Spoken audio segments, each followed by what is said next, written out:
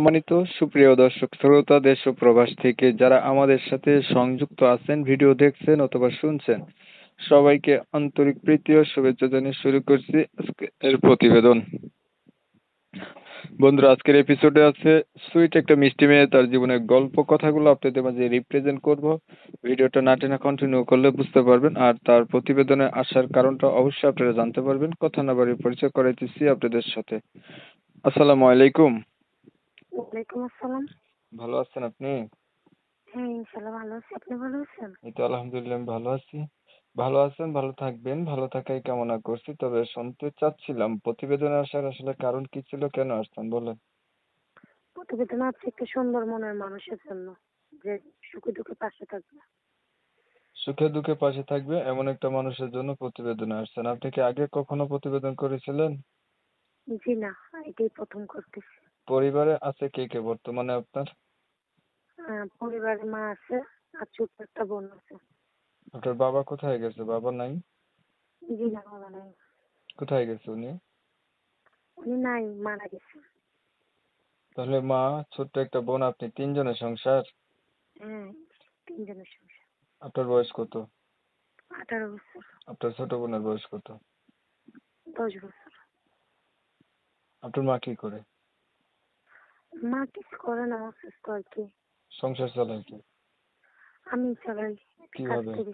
কি কাজ করেন? আমি বাসায় কাজ করি, বাসা বাড়িতে।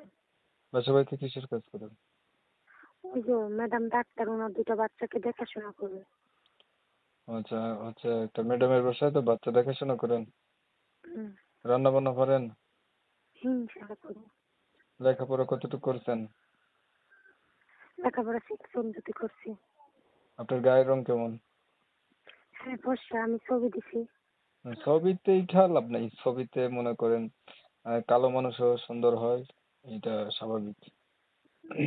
আর হ্যাঁ। ছবি যেটা দিচ্ছেন এটা আপনারই তো, না? হ্যাঁ। ছবি যেটা দিচ্ছেন এটা তো অবশ্যই আপনার। হ্যাঁ, ইনশাল্লাহ আমার ছবি এটা।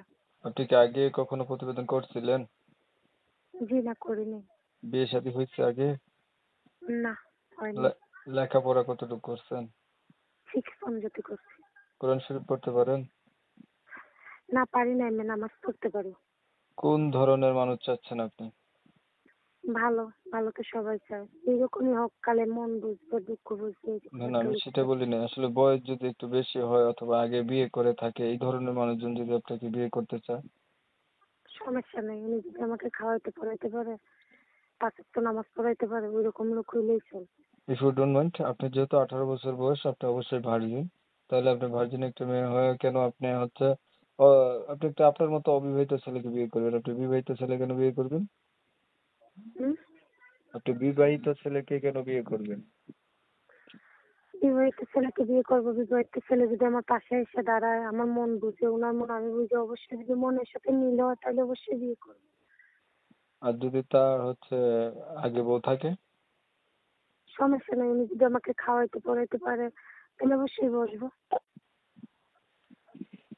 ঠিক আছে, আপনি ভালো থাকবেন। আপনার বিষয়টা আমি আগে একটু ক্লিয়ার করে দিচ্ছি। প্রিয় দর্শক শ্রোতা, শুনছিলেন আমি কথা বলছিলাম, এই যে মেয়েটা চমৎকার সুন্দরী, এত সুন্দর হওয়া সত্ত্বেও প্রতিবেদনে আসছে একটা মনের মতো মানুষ চাচ্ছে। কারণ ওনার হচ্ছে গার্ডিয়ান নাই, গার্ডিয়ান বলতে ওনার যে বাবা আছে বাবাই নেই। হচ্ছে মা, ছোট বোন আর এই উনি 18 বছর বয়স হয়েছে, ক্লাস 6 পর্যন্ত নাকি লেখাপড়া আছে, মানুষের বাসায় বলতে একটা ম্যাডামের বাসায় আর কি বাচ্চা দেখাশোনা করে। খুবই সুন্দর আছে। চাচ্ছে যে একটা ভালো মানুষ যে তার সবকিছু জানার পরে তার পাশে থাকবে, খেয়াল রাখবে। মনের সাথে মন যদি মিল খায় সম্পর্ক বহুদূরে যাবে, মানে বিয়ে করবে। আমি হচ্ছে না এই সুন্দরী মেয়েটার নাম এবং ঠিকানা নিতে পারি নাই কমিউনিটি গাইডলাইনের কারণে। যারা হচ্ছে এনার নাম ঠিকানা সম্পর্কে জানতে চান বা আরো বিস্তারিত কিছু কথাবার্তা বলতে চান, তারা চাইলে সরাসরি ইনার মোবাইল নাম্বারে ফোন দিয়ে যোগাযোগ করবেন। নাম্বার ভিডিওর স্ক্রিনে আমি দিয়ে রাখছি। আপনারা হচ্ছে অনেক সময় নিয়ে আপনাদের মূল্যবান সময়গুলি নষ্ট কইরা ধৈর্য ধরে কষ্ট করে আমার সাথে থেকে চ্যানেলের ভিডিও দেখছেন। এমএসকে টিভির পক্ষ থেকে সবাইকে ধন্যবাদ। আপনি কি আর কিছু বলবেন?